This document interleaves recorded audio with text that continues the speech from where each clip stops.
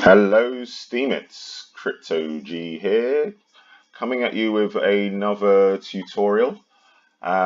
This time we're going to look at the creating a kind of shallow depth of field effect, which the Japanese have an appreciation for that, and they have a compound word, boku or bokeh. I'm not sure if I'm pronouncing that correctly. However, yeah, it's essentially an old technique, and I think there's a resurgence in interest in this kind of photography. Excuse me. Excuse me. So I thought I would do a little tutorial for you and show you how to create that effect. So first of all, we're going to come over to the right, duplicate the layer, and unlock the bottom layer by double clicking on it. I duplicate also by right clicking. I'm going to double click there and call this layer background. I'm going to double click on this one, call it layer number one. Okie dokie. And I'm going to come back to the bottom layer, to the background layer, and select lasso. I'm going to make sure that I'm on freehand and not polygonal, and I'm going to give it a feather of I think about sort of 9 or 10, 12. Yeah, that's about right. I'm going to choose the area that I want to be in focus.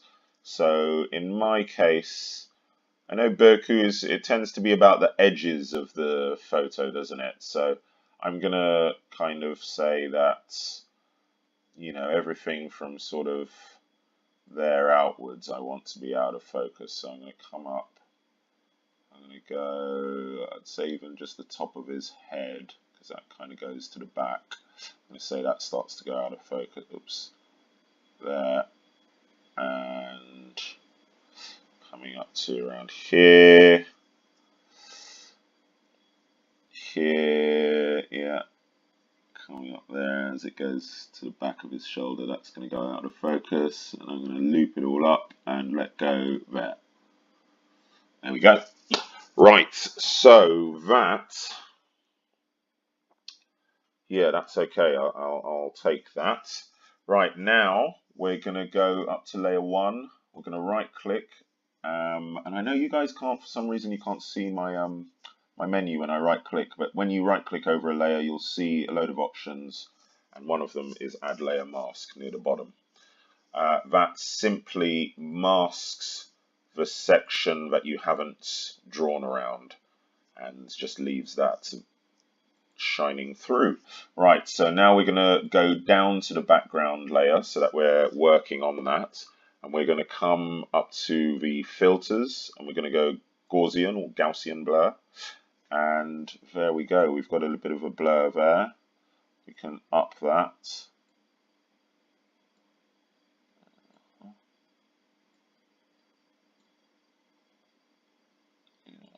Go. I'm going to sort of down that bit because we start to see the edges, but we can blur those edges away.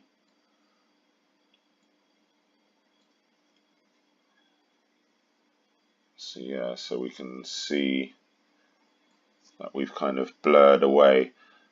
Probably should have chosen brickwork, but I tell you what, we're going to do a little comparison. So there we go. I've taken that down a bit. Now what I would do, quite simply, is get my blur tool. Get my blur tool here, and I would just start blurring these edges that you can just start to see. And I'm going to just use a big old brush because it's a tutorial and I'm trying to be quick. But obviously if you guys are doing yours, you're going to take a bit more time, and you're going to find the right tools and the right size, and you're going to blur with a lot more care. I've probably taken that a bit to the extreme with the blur, and I could have probably feathered it a bit more as well. Can you still feather afterwards? Yeah, sometimes you can feather the mask afterwards. which is a bit of a shame that I can't seem to feather that a bit more. But yeah, you will take a bit more time to do this, and really, actually, it's the layer I should be working on. There we go. You'll take a lot more time doing this, and you'll blur, you'll spend times merging in your mask like I'm doing there. As you can see, it's starting to disappear now. Starting to disappear, and create that. So, okay, what have we done now? 5 minutes. I'm just going to quickly show you this. So I'm going to bring in same image again. There we go. Same image again, so that you can see the difference. And as you can see, the background is a lot less in focus there. And I'm just going to create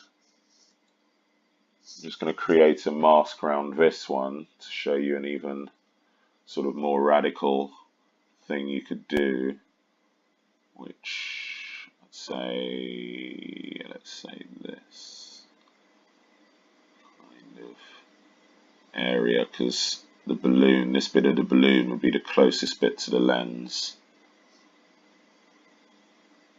Dong. Let go of that.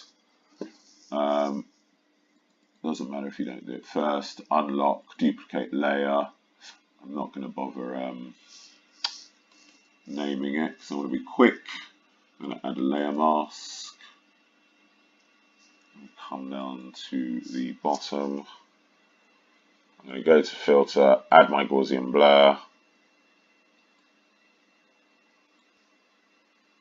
And we can go, there we go. That's going to be too much. Let's go 40. Let's go less even. Make it a bit more subtle.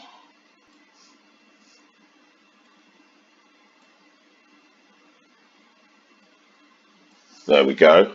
So that's nice. And then again, I would use the